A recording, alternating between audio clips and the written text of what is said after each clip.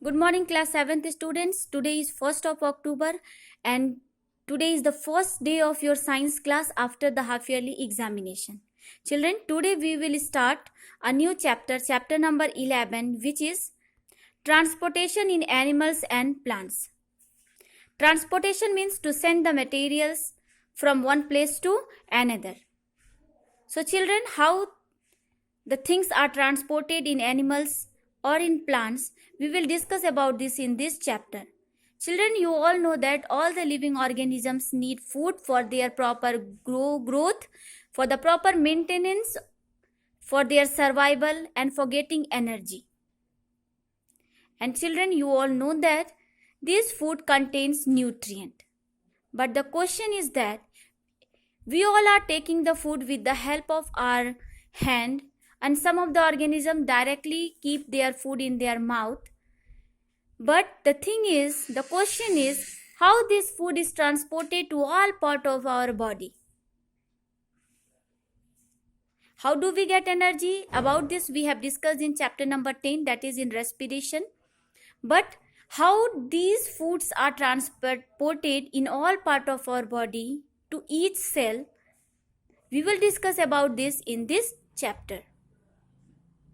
Children, as we are taking the food, water and other materials for the proper growth of our body, children, waste are also produced in our body and which need to be removed from the body. Children, there is a special systems in our body for doing a specific functions. For example, for the process of respiration, we have respiratory system. For the digestion of food, we have digestive system. Like that, for the transportation of materials in the body, we have a special system which is known as circulatory system. This is a circulatory system.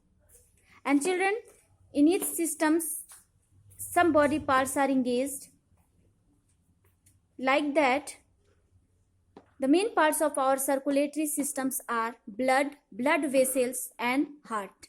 So these three are the main parts of our circulatory system. Circulatory systems are also known as transportatory system.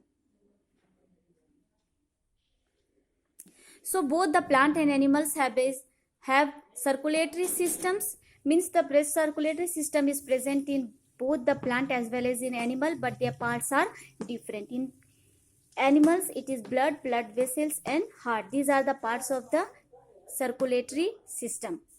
So children, I am going to explain you about these parts with the help of a suitable example. For example, you have a parcel and you want to send it to Delhi. You want to send a parcel to Delhi. What you need? You need a transport. Like the bus, car, train, etc. You will send it by courier, but courier will not go by flying itself. It will be transported with the help of the vehicles like the bus, the car, the train, etc., or by plane also. So children, by sending, if you want to send a parcel to Delhi, you need a transport like the bus, car, etc.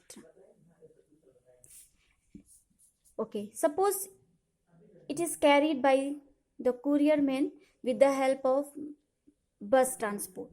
So the bus will run through road. Means roadway is necessary. A proper road is necessary.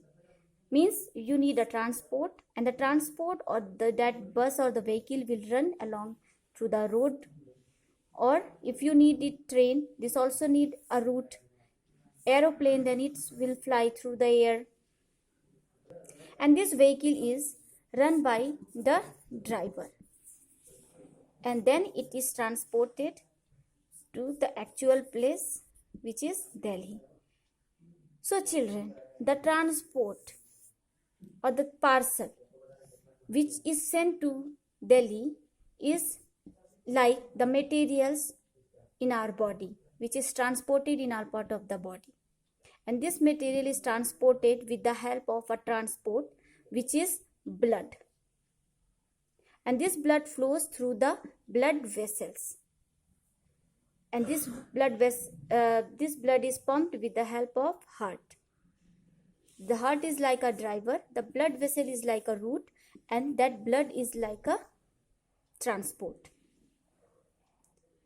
So this all for today. After that we will discuss in our next class.